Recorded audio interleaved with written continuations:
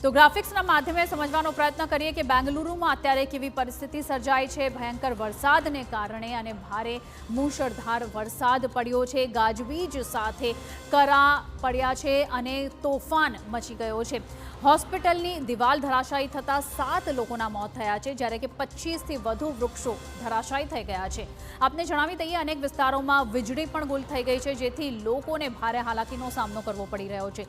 રસ્તાઓ બન્યા છે સ્વિમિંગ પૂલ સમાન। ટ્રાફિક જામની સ્થિતિ સર્જાઈ છે અને 1 કલાકથી વધુનો વિલંબ લોકોને સહન કરવો પડી રહ્યો છે। નીચાણવાળા વિસ્તારોની વાત કરીએ તો તમામ વિસ્તારો પાણીમાં ગરકાવ થયા છે। તો આ રીતની હાલત અત્યારે કફોડી સ્થિતિ જોવા મળી રહી છે બેંગલુરુમાં। આ સાથે આગળ વધી અને વાત કરીએ ઉત્તર પ્રદેશની, તો ઉત્તર પ્રદેશમાં પણ આફતના દ્રશ્યો સર્જાયા છે। ઉત્તર પ્રદેશમાં 18 લોકોના મોત નિપજ્યા છે। જી હા, ખૂબ જ ચોંકાવનારો આંકડો છે। 30થી વધુ જિલ્લાઓમાં તોફાન અને વરસાદ જોવા મળ્યો છે, જ્યારે કે 10 જિલ્લાઓમાં કરા પડ્યા છે। ઘરો, હોર્ડિંગ્સ અને વીજ થાંભલાને પણ નુકસાન પહોંચ્યું છે અને ભારે તોફાનથી લોકોને હાલાકીનો સામનો કરવો પડી રહ્યો છે।